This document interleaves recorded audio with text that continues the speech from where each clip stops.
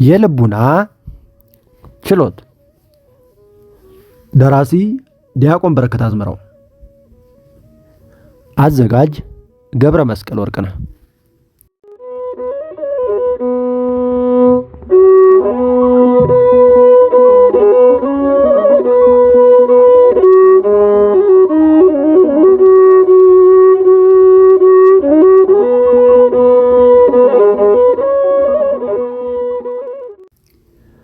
ክፍል 29 ቅዱሳት ስዕላት። ወዮላችሁ ይህ የክርስቶስ ስቅለት ስዕል አምላካችሁ እንደሆነ ስትናገሩ አታፍሩምን? ይሉናል ሙስሊም ተቺዎች። ታወድራስ አቡቁራህ ደግሞ በበኩሉ እኛ ድምፃችንን ከፍ አድርገን አዎ መድኃኒታችን ተስፋችንና ደስታችን እርሱ ነው እንላለን።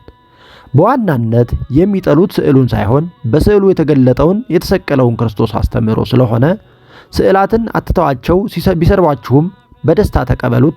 ስዕላቱ በውጭ ላሉት እጽ የተሰቀለውን የክርስቶስን እንድናመልክ ያስታውሷችኋልና እንዲዘባበቱብንም ያነሳሷችኋልና የክርስቶስ መከራን እንካፈልባችኋለንና ይለናል። ከላይ ከመስቀል ጋር ተያይዞ እንደተነሳው ክርስቲያኖቹ ቅዱሳት ስዕላትን በሥርዓት አምልኳቸው በሰፊው መጠቀማቸው በሙስሊሞች ዘንድ ለትችት አንዳንዴም ኃይልን በመጠቀም የሚገለጥ የጥላቻ ምክንያት ከሆኑ ክርስቲያናዊ አስተምህሮዎች አንዱ እንደሆነ አድርጓል። ይህንን ከሚያሳዩ ጥንታዊ ኩነቶች መካከል ከእስልምና መሪዎች ጋር የተያያዙትን እንደ ማሳያ ማንሳት ይቻላል። የከሊፋ አብደል መሊክ ከ685 እስከ 705 ዓ.ም ገዥ የነበረው የወንድም ልጅና በግብጽ የአንድ አውራጃ አስተዳዳሪ የነበረው አልአዝባጋህ ወደ አንድ ቤተክርስቲያን ገብቶ ሲመለከት ድንግል ማርያም ልጇን ክርስቶስን ታቅፋ የሚያሳይ ስዕል ያያል። ይህ ክርስትና ይጠላ የነበረ ሰው በስዕሉ ላይ ምራቁን ተፍቶና እድሉን ባገኝ ክርስቲያኖችን ከዚህ ምድር ብነቅላችሁ እወዳለሁ፣ ይህ እንደ እግዚአብሔር የምታመልኩት ክርስቶስ ማን ነው ብሎ ከቤተክርስቲያኑ እንደወጣ ሳዊረስ ኢብን አልሙቃፊ ወይም ሳዊረስ ዘስሙናይ የግብጽ ቤተክርስቲያን ታሪክ የፓትርያርኮቹን ታሪክ በጻፈበት ድርሳኑ ዘግቦት እናገኘዋለን። እጅግ የባሰው ጸረ ስዕላት ዘመቻ ግን የኦማያድ ከሊፋ በነበረው ያዚድ ሁለተኛ ከ720 እስከ 727 ዓመተ ምህረት የገዛ በ721 ዓመተ ምህረት የተደረገው ነው። በዚህ አዋጅ መሰረቱ በግዛቱ ስር የነበሩ ብዙ አብያተ ክርስቲያናት ስዕላትና መስቀሎች እንዲወገዱ ተደርገዋል። ይህ ጸረ ስዕላት የሆነ እስላማዊ አስተምህሮ በአንድ በኩል ስዕላትን ከጣዖት ጋር ከሚያገናኘው ጥንታዊ የእስልምና ትውፊት የሚመነጭ፣ በሌላ በኩል ደግሞ በግዛቱ የክርስትና ምልክቶችን በእስልምና ለመተካት የነበረ ጥረት አካል ነው። በቁርአን አብርሃም ቅርጻ ቅርጾችን ወይም ጣዖታትን መሰባበሩን የሚገልጽ ንባብ መስቀልንና ስዕላትን በጣዖትነት ፈርጆ ለመንቀፍና አንዳንዴም በኃይል ዘመቻ ለማጥፋት እንደመነሻ ተወስዷል። ይህንንም በቁርአን ምዕራፍ 21 ቁጥር 51 እስከ 70 ተጽፎ እናገኘዋለን። በ8ኛው መቶ ክፍለ ዘመን የዳበሩና ከመሐመድ ጋር የተገናኙ እስላማዊ ትውፊቶች ስዕላትን የሚያዘጋጁ ሰዎች በመጨረሻው የፍርድ ቀን ከእግዚአብሔር በቀር ለሰው የማይቻለውን በስዕላቱ ውስጥ የሕይወትን መንፈስ ማስገባት ያደርጉ ዘንድ እንደሚገደዱ ያትታሉ። በመሆኑም ሰዓሊዎቹ የኑሮ መተዳደሪያቸው ከሆነ በውስጣቸው የሕይወት መንፈስ የሌላቸውን እጽዋትን ብቻ ለይተው መሳል ይፈቀድላቸዋል። ለዚህም ትውፊት ጀማሮ በዘመን ቅርብ የሆነው ታወድራስ አቡቁራህና ጉዳዩን ተችቶ ወይም ጉዳዩን ተከታትሎ መልስ ሲሰጥ እንዲህ ይላል። ሕይወት ያላቸው ነገሮች ምስል የሰራ በትንሣኤ ቀን በምስሎቹ ላይ የሕይወትን መንፈስ ያስገባ ዘንድ ይገደዳል የሚሉ የታሉ? ይህ ከሆነ ሙሴና ሰሎሞንም በእግዚአብሔር ትእዛዝ ለሰሯቸው ቅርጾች ኪሩብና የናስ እባብ የሕይወትን መንፈስ እንዲያሳድሩ ይገደዳሉ ማለት ነውን? ይህ ከሆነ እግዚአብሔር ምስሎቹን እንዲሰሩ ሲያዛቸው የክፋት ትእዛዝ እየሰጣቸው ነበር ማለት ነውን? ወደሚል ስህተት ይወስዳል። ወዳጆቹን የሚጎዳ ትእዛዝ መስጠት ከእግዚአብሔር የራቀ ነውና። የሚደንቀው እንደዚህ የሚሉ ሰዎች ራሳቸው የእጽዋትን ምስል መስራታቸው ነው። ያልተረዱት ግን ሕይወት ያላቸው ነገሮች የሳሉ ሰዎች ስዕሎቹ የሕይወት መንፈስ እንዲኖራቸው እንዲያደርጉ የሚገደዱ ከሆነ እነርሱም የእጽዋቱ ስዕሎች ያድጉና ፍሬን ያፈሩ ዘንድ እስትንፋስን እንዲሰጡ መገደድ ይገባቸዋል ይላል። ሁለቱም ነገሮች ከሰው ችሎታ አንጻር ሲታዩ አንድ ናቸው። ሁለቱም ለሰው አይቻሉምና እነርሱ በሚተረጉሙት እንኳን ብንሄድ የእጽዋትን ምስል በመሳላቸው በላይ በሰማይ ካለው በታችም በምድር ካለው ከምድርም በታች በውሃ ካለው ነገር በማናቸውም ምሳሌ የተቀረጸውን ምስል ላንተ አታድርግ ከሚለው የእግዚአብሔር ትእዛዝ ጋር ይቃረናል። እግዚአብሔር ለይቶ ሕይወት ያለውን ምስል አታድርግ አላለም። ሁሉንም ምስሎች አታድርጉ አለ እንጂ። በ9ኛው መቶ ክፍለ ዘመን የተጻፈ አንድ እስላማዊ ድርሰት በዘመኑ ስለ መስቀልና ስዕላት ክብር በሙስሊሞች ዘንድ የነበረውን አሉታዊ እይታ ሲገልጽ እንዲህ በማለት ይጀምራል። መስቀልንና ስዕላትን ታወድሳላችሁ፣ በሰዎች እጅ የተሰሩ እንደሆኑ እየታወቀ ትስሟቸዋላችሁ፣ በፊታቸውም ትሰግዳላችሁ። አይሰሙም፣ አያዩም፣ አይጎዱም፣ አይጠቅሙም። በእናንተ ዘንድ የተከበሩት በወርቅና መዳብ የተሰሩ ናቸው። የአብርሃም ሰዎች ቀድሞ በምስሎቻቸውና በጣዖቶቻቸው ያደርጉት የነበረውን ታደርጋላችሁ በማለት ይተቻል። በዚህ ድርሳን የተነሱ ሁለት ነገሮችንና በክርስትና ሊቃውንት የተሰጡትን መልሶች እንመልከት።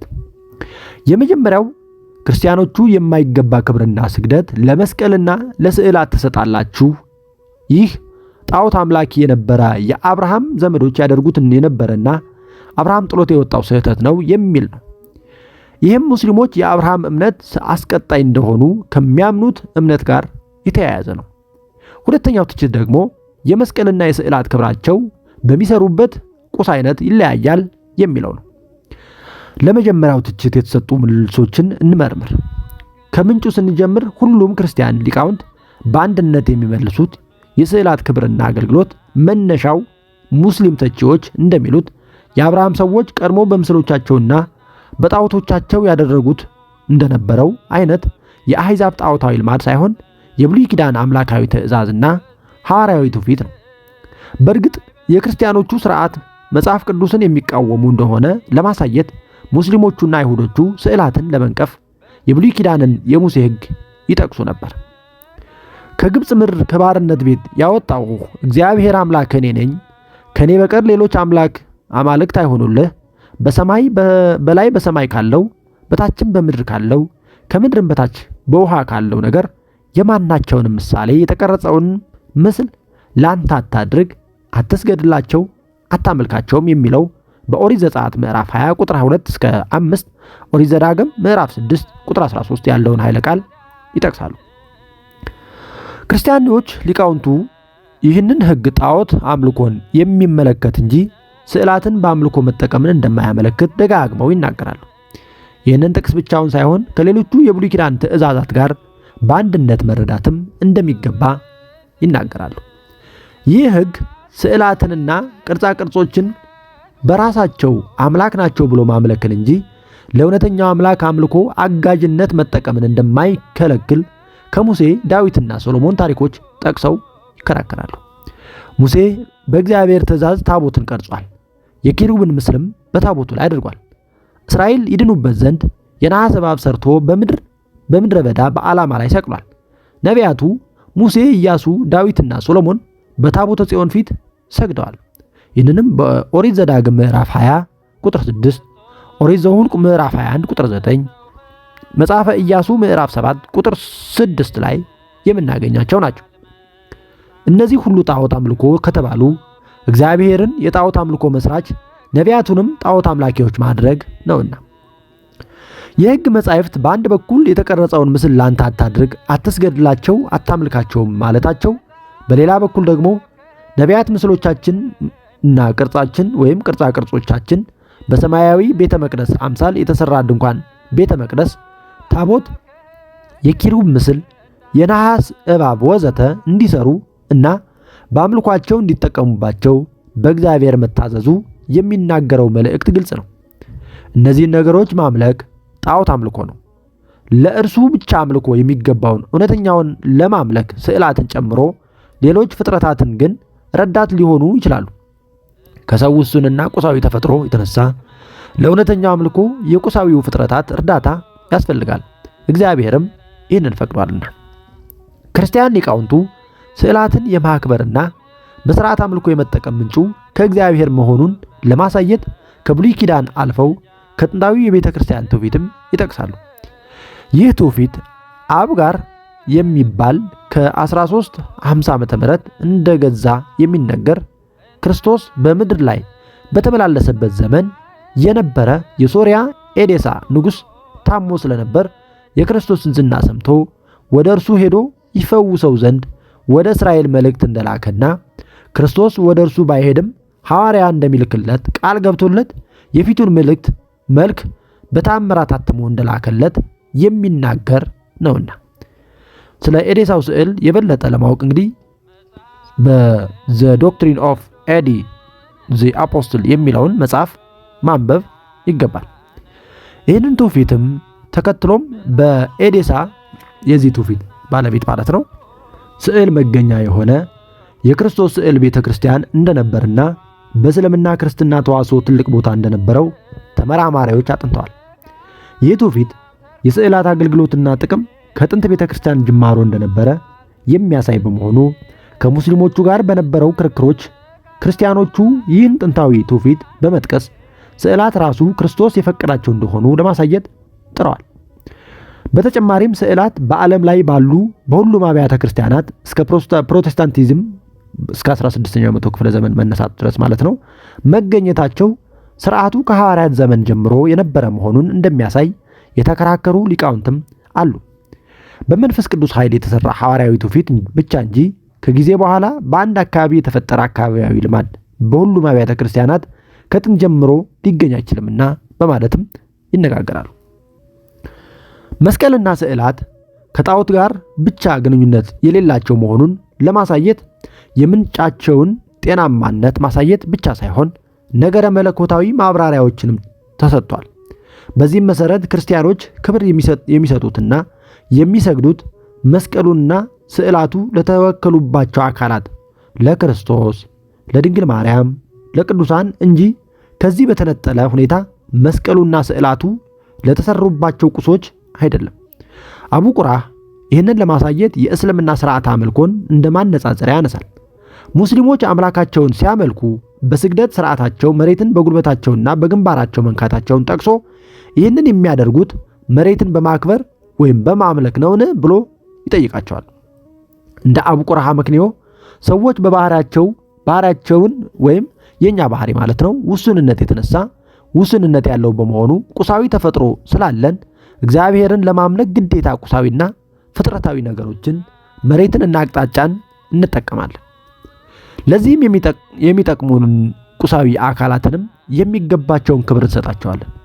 ነገር ግን አምልኮአችን ዋናው ክብራችን የሚያልፈው ወደ እግዚአብሔር ወይም ወደ ፈጣሪያችን ነው።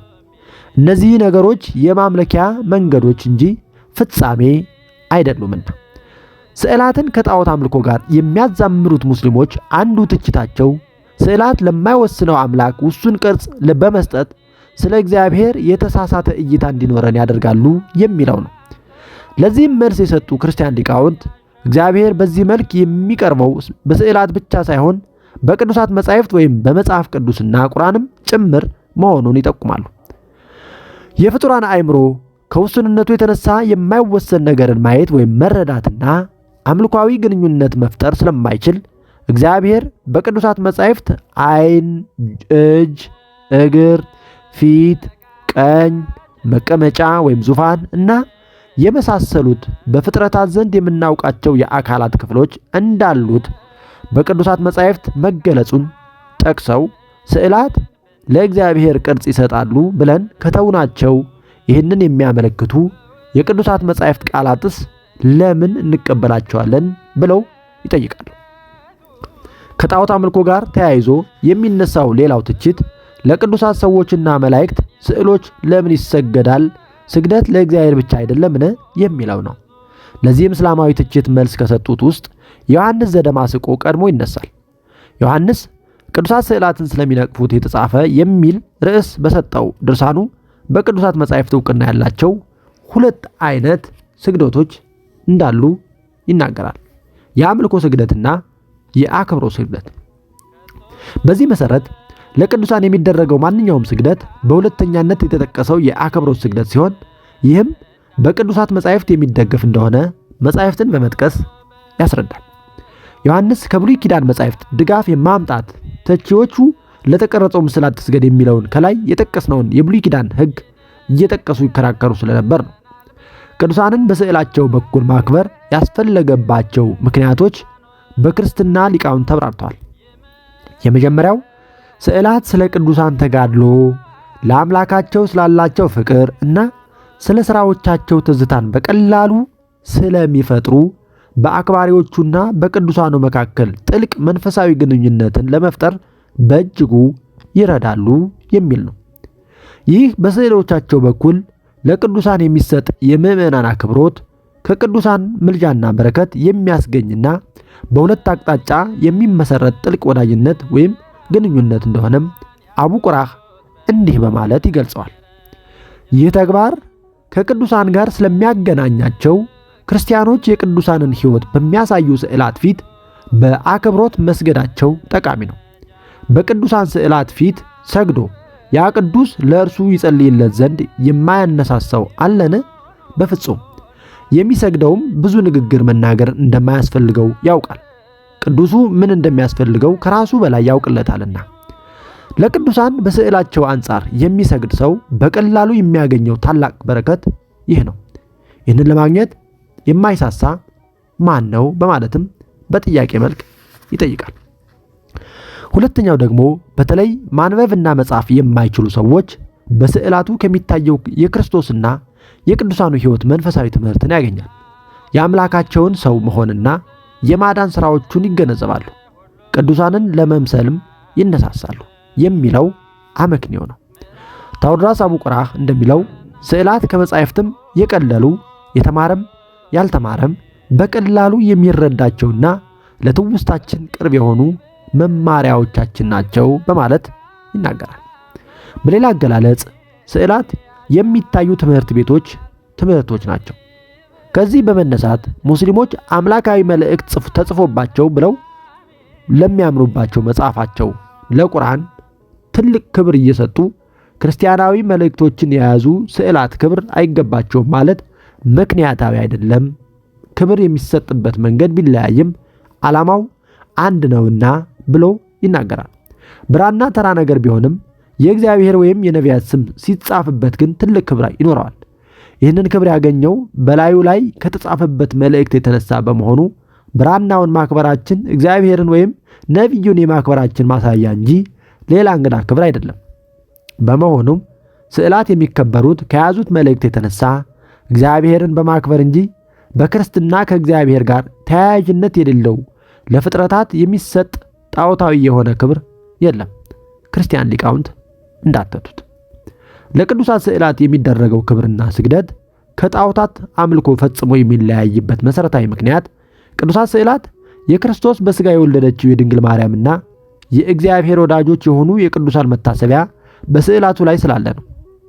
በመሆኑም ስዕላት ሁልጊዜ ከቁሳዊ ይዘታቸው ያለፈና ምዕመናንን ሊወሰን ወደማይችለው የእግዚአብሔር ምስጢርና አምልኮ የሚያስገባ መንፈሳዊ መልእክት ስላላቸው ከጣዖት አምልኮ ፈጽሞ የራቁ ናቸው።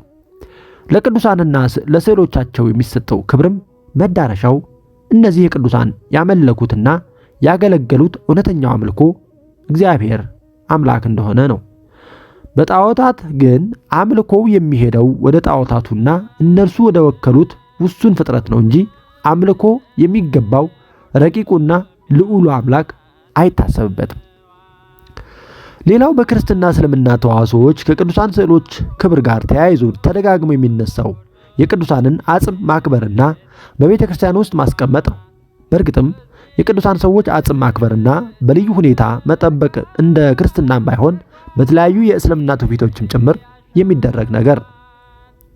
የክርስትናው ስርዓት የሚለየው የቅዱሳን አጽሞች በመሰዊያቸው አካባቢ መቀመጣቸው ክርስቲያኖቹ የቅዱሳኑን አጽም የማክበር ተግባራዊ ምልክት አድርገው መሳለማቸውና ከበሽታና ከርኩሳን መናፍስት የመፈወስ ኃይል እንዳላቸው መታመኑ ነው። ክርስቲያን ሊቃውንት ለቅዱሳን አጽሞች የሚሰጡት ክብርም የተጋነነና ጣዖታዊ መልክ ያለው ነው ለሚለው እስላማዊ ትችት መልስ ከሰጡ ወይም መልስ ከያዙ ጥንታዊ ድርሳናት መካከል በከሊፋ ዑመር ዳግማዊና በንጉስ ሊዮን ሳልሳዊ መካከል ተደረገ የሚባለው የደብዳቤ ልውውጥ ይገኝበታል። ይህ የጥብቅና መልስ የያዘ ጥንታዊ ጽሑፍ የቅዱሳንን አጽም የሚያከብረው እግዚአብሔር እንደሆነ ያትታል። እንዲህ ይላል። እግዚአብሔር በመጨረሻው ትንሣኤ ከመቃብር በማስነሳት ለሰው ዘር አጽሞች ሁሉ የሚጠነቀቅ ከሆነ ከአንድ ጊዜ በላይ ክቡርና ገናና በሆኑ አገላለጾች ስለ እነርሱ ለተነገረላቸው ለቅዱሳኑ አጽሞች በተለይም ስለ እርሱ የሞትን መከራ የተቀበሉ የሰማዕታት አጽሞችማ እንዴት የተለየ እንክብካቤ አይደረግላቸውም? መንፈስ ቅዱስ በዳዊት አድሮ በዳዊት አንደበት የቅዱሳኑ ሞት በእግዚአብሔር ፊት የከበረ ነው ብሎ የተናገረ ስለሆነ እነዚህ ሰማዕታት ናቸው። በሌላ ክፍልም የጻድቃን መከራቸው ብዙ ነው፣ እግዚአብሔር ከሁሉ ያድናቸዋል። እግዚአብሔር አጥንቶቻቸውን ሁሉ ይጠብቃል፣ ከእነርሱም ዘንድ አይሰበርም ብሏል። ነገር ግን የብዙ ቅዱሳን አጽም ተፈጭቷል፣ አመድ እስኪሆንም በእሳት ተቃጥሏል። እናንተ ከሚታየው ነገር አልፋችሁ መረዳት የማትችሉ ሕፃናት በመሆናችሁ ይህንን መቀበል ቢከብዳችሁም በማለት ይናገራል። አጽማቸው አይሰበርም የተባለው ግን በቅዱሳን አጽሞች ስለሚያድረው መለኮታዊ ኃይል ነው። ሬሳውንም በኤልሳ መቃብር ጣሉት። የኤልሳንም አጥንት በነካ ጊዜ ሰውየው ድኖ በእግሩ ቆመ ስለተባለለት ያልተገዘረ ባዕድ ሰው ታሪክ አልሰማችሁም ብዬ አላስብም።